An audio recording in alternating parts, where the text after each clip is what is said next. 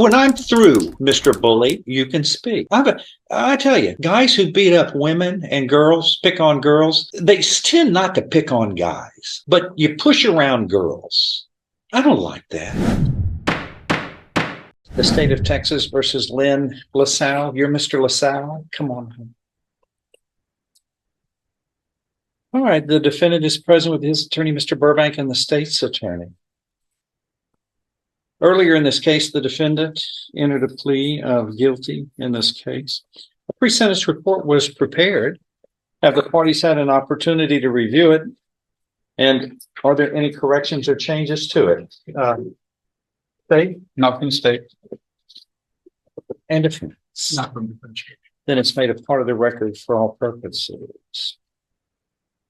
The agreement in this case is that whatever sentence shall not exceed a cap of 5 years in prison. So I guess we're looking at no less than 2 nor more than 5 years in prison. I guess deferred or unadjudicated probation is an option. Regular probation, I guess, is an option. Okay, go ahead. Your Honor, we were here before. We took a recess in reference to some issues. You wanted us to take a look at it. In between that time, this is some letter of letter. This is from his new employer, Judge, since the last court date, and he has been hired on as a department head, supervisor at Turbo, whatever, over in Houston, and that's to show that turbine pump. Right. On that. Also, Your Honor, I have been in touch with the complainant, and I know what the video shows. It shows that they got into something that he shouldn't have not done. He does have a past, I think, that had come up before in front of you in reference to other instances.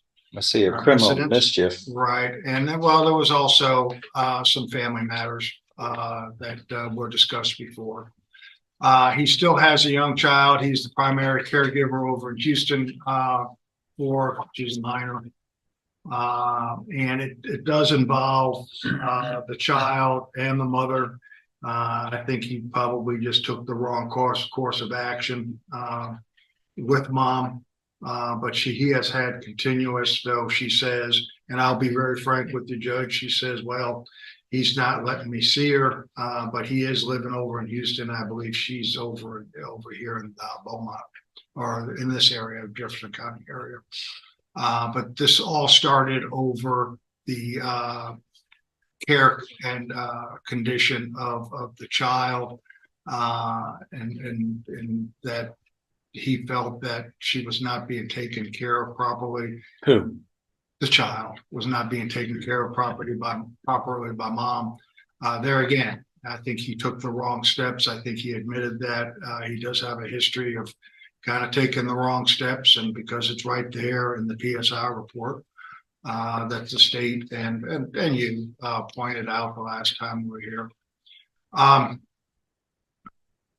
I'd only ask for some consideration in reference that he needs to be corrected and punished.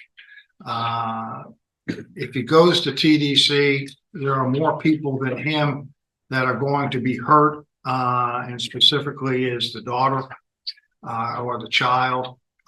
He does have some other family members that, like today, are taking care of her. But he is the primary and has been taking care of the child. You do have the power of deferred and to review every couple of months or every 6 months or so, or weekends. He is over in Houston, so you have to drive back here to Jefferson County. And then I think we did talk about shock probation, Judge. And it's my understanding, for the record, that because he has a prior state jail felony, but he would still be eligible for shock probation. Is that your understanding, Mike? Yes, sir. But I would just ask that you take it all in consideration. He did what he did, and there's no getting around that. So if you have any questions of Mr. Lassau, then I'd be more than happy to answer them, Judge. But I'll represent to the court after the last court hearing. I called Mom at least once, maybe twice, and it wasn't what he did. It was, how am I going to get access to my daughter? That was the whole crux of it. And after advising her, and I will tell you that, well, maybe you should get an attorney or somebody to go on out and get a family court order, which they don't have. Maybe it would kind of correct some of this stuff. And I think it went through one ear and out the other. So the elephant in the room here.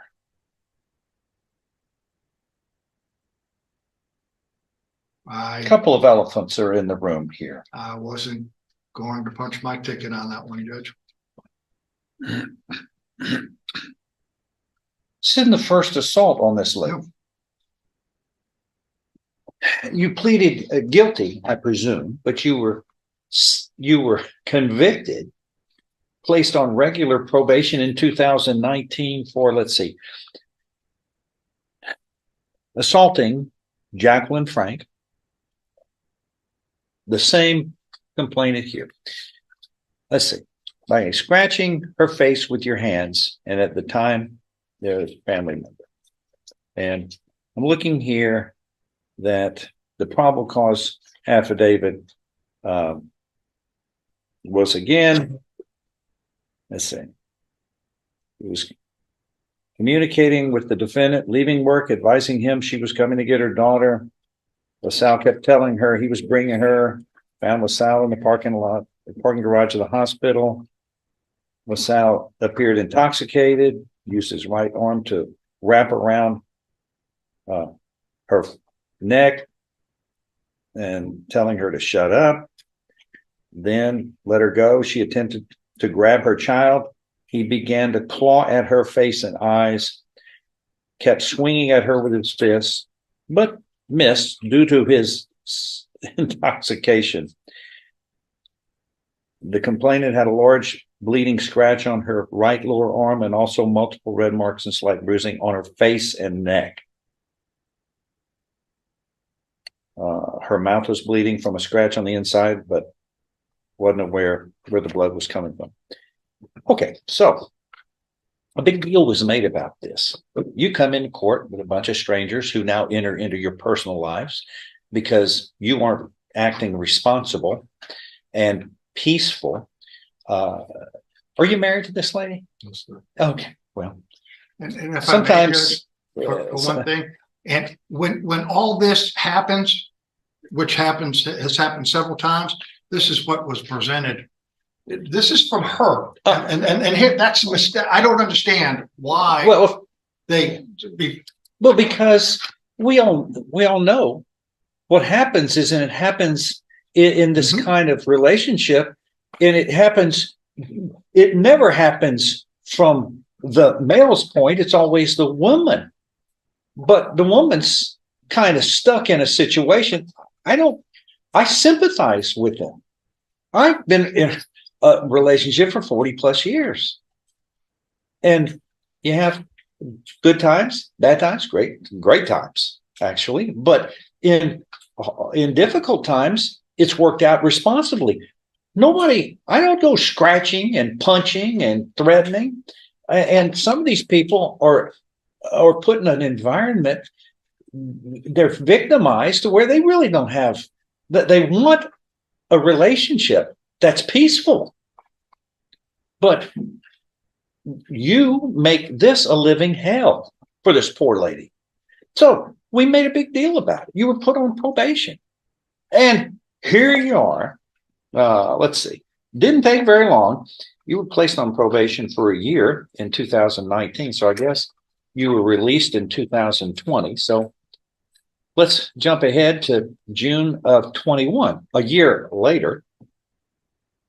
Opens her vehicle, grasps her by the throat with both hands, throws her keys on the ground, grasps her by the hair, drags her, causing her to scrape her arms and legs. Well, that almost seems familiar.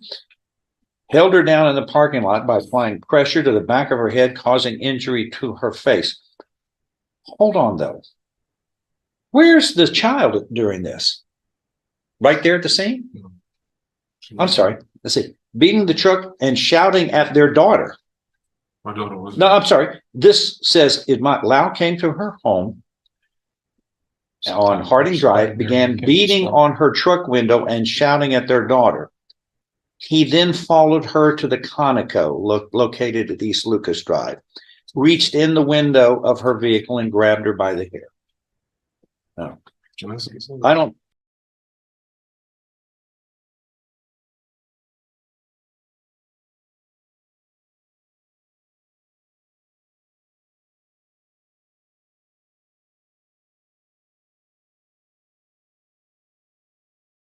That's you interrupted me again. You're a bully. You like to have it dominating your way. But in here, we have the rules. You'll get a chance to speak, Mr. Bully. But you've struck my sensitivity. First time, shame on you. Second time, shame on me if I don't hold you accountable. Well, you don't bully people, especially people you claim you love, who are women. And I don't see in your criminal history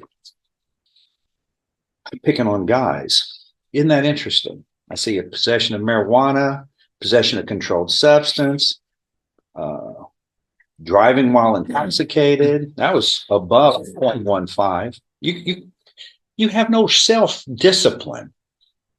You don't have self-discipline at all. There's the assault, disorderly conduct, failure to appear, 4 public intoxications. And here we are. Criminal mischief. You were placed on 2 years deferred or unadjudicated. Pull that up, please, that felony. I'm kind of interested in what the facts are on that one. Did that have anything to do with this lady? No, The criminal this was mischief? a different woman. What? A different woman? But these letters, I get them all the time from women who are battered women from the relationship. And, you know, I don't know why they stay in the relationship, but they shouldn't be punished for that, for trying to make something work. There's no crime for trying to stay in a relationship because they would like it to work, especially as their common child between both of you. Yeah. In spite of you and your criminal actions, I'm not surprised that they're trying to salvage a family. You, on the other hand, are working vigorously to dissolve a family. Mm-hmm. I just had the indictment.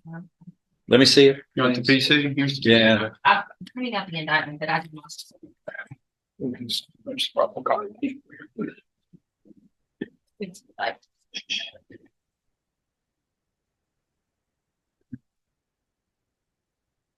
Let's see. Destroy an automobile by jumping on and kicking said car, throwing an unknown object at said car without the consent of Carolyn Evans, the owner of the vehicle. Another woman is a complainant. Another girl.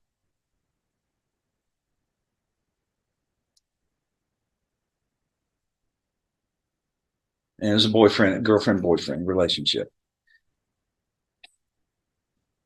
You just don't know the meaning of love, do you? No, you don't. It has nothing to do with violence.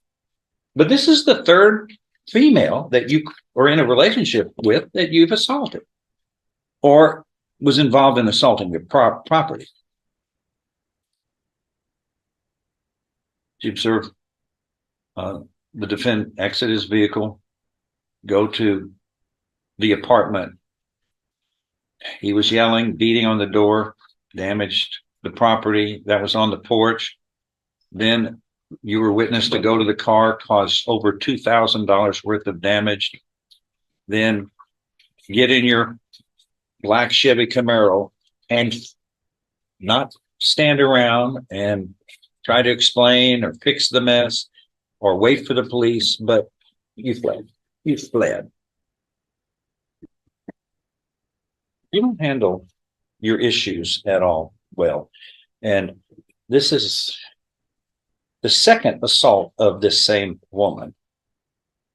A third involvement of some kind of assaultive behavior to another woman, a third time. But once again, that's somehow you just feel like you were the dominant species and you forgot that we're all in this together. And a woman, lady, has as much rights to live peaceably as you do, in spite of your rules of behavior. So you see, I don't like these facts. And it's not like I don't have experience in dealing with relationships with a woman.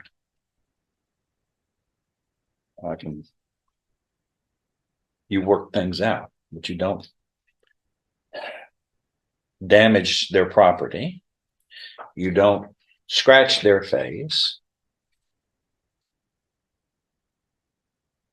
You don't grab them by the throat with your both hands and by the hair and drag them. So, anything you want to say? I apologize for everything that I've done, but Now, how do you take it back? How do you fix it? You're supposed to fix it by, if you make a mistake, you learn from your lesson. You go, I touched the stove, and it burnt my hand. I definitely. But you keep grabbing at the stove. You know it has consequences.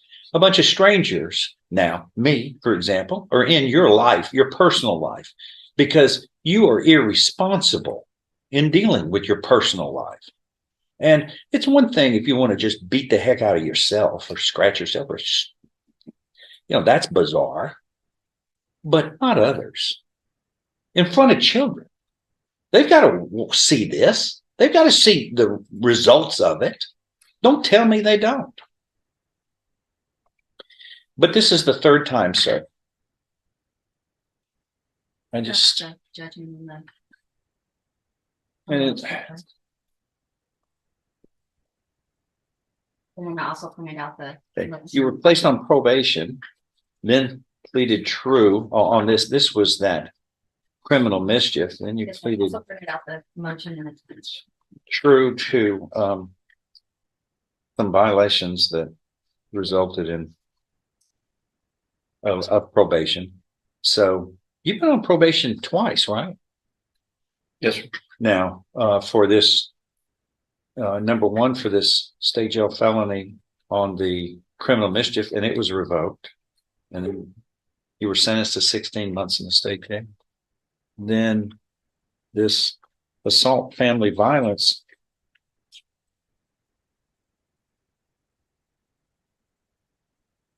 You were on probation for that. And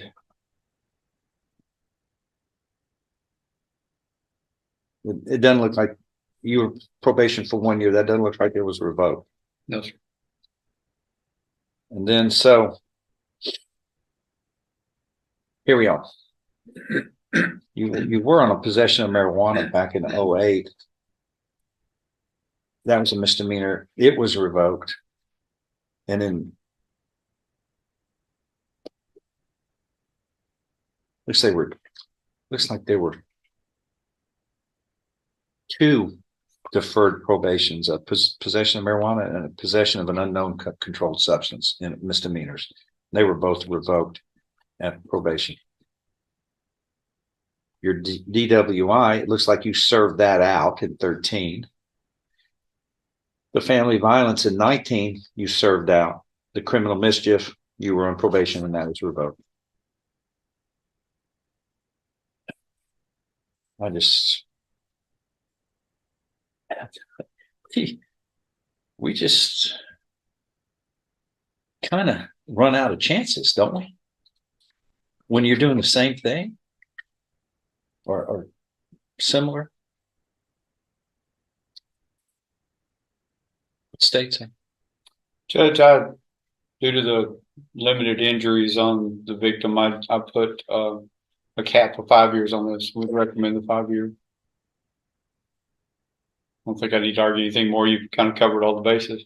Okay. Or anything else? Any rebuttal to that? No, Judge, I mean, there's no argument with what you said. There's no argument with what the state said. He does have a past. Well, this is the present. Well, in the present, and then you could kind of see with the complainant, I don't understand her. Which, well, but we see this, they're made to feel like they're the bad person. I know how that works. It's a twist, but the grand jury didn't indict her. They indicted you. But even with all this, Judge, she still didn't take any steps to get her child back. I mean, here's because there's some precedent that says if there's family violence, the family court has to take that in consideration in reference to designating the conservatorship of the child. And she's never done anything, but then she turns around and writes something like that. I don't understand it because we saw what happened between both of them. And then when I talked to her, it wasn't, he's no good, he needs to be locked up. It's, when do I get to see my daughter? I mean, I want to see her, or we have to come to some arrangements, or that's what I want, is something that I can, and you do. You shake your head saying that's not correcting any problems. And I've seen it. We've seen it over and over again. Yeah. It's victims have lost trust with the way the system works, especially in family instances. They don't know who to trust anymore. This is the second time he's assaulted her. She's going, what's the system doing to help me keep from being dragged around and my throat choked? I can appreciate reluctance of her to turn to who's supposed to help me here. Just terrible, Mr. Lassau. You ought to be the poster child for breaking up families, not putting them together, sir. Really. I've never, it happens, but it's terrible. I mean, a family is one of the most wonderful gifts we can all have, but you don't take a precious gift and choke them. You don't scratch their face. That's just terrible. And this court stands for something different from that. Anything else? If not, I'm going to find you have pleaded guilty here voluntarily. You are mentally competent to do so. You understand the consequences of pleading guilty. There's sufficient evidence supporting your guilty plea from State's Exhibit 1 here, admitted in your plea hearing, to support the indictment, to find you guilty beyond a reasonable doubt. And I now find you guilty beyond a reasonable doubt of this third-degree felony. I'm following this agreement. You were hereby sentenced to confinement in the institutional division of the Texas Department of Criminal Justice to serve a term of 5 years. And you will be given credit for all time that is credit worthy. You don't continue to commit assaultive behavior, especially on family members, and expect the punishment to get lighter. It steps up because you're not getting it. It's not getting through you. That if you have an anger management problem, it's not for a bunch of strangers to force you into that. You need to take your own responsibilities and independently go help yourself like everybody else does. We're all imperfect. We all make mistakes. It's how you deal with your mistakes and fix them until you bring up a lengthy criminal history. That's the difference between responsible behavior and irresponsible behavior. You have handled relationships irresponsibly, and a family. I hate families are very important. I do all I can to try to keep them in a unit, but this is like a concentration camp. The way you handled your responsibilities, you've got women. It's consistent. Women are the ones who are assaulted by you. That's no way a gentleman acts. You're not acting like a gentleman, sir. You're a bully. Bullies, when they step over the line, they will get punished. And I beg you to start acting responsibly and treating ladies with the respect that they deserve. When that happens, a wonderful team family unit blossoms. You are not helping the growth of a family unit. You're only working against it with violent behavior. You need to stop that. You will be held accountable.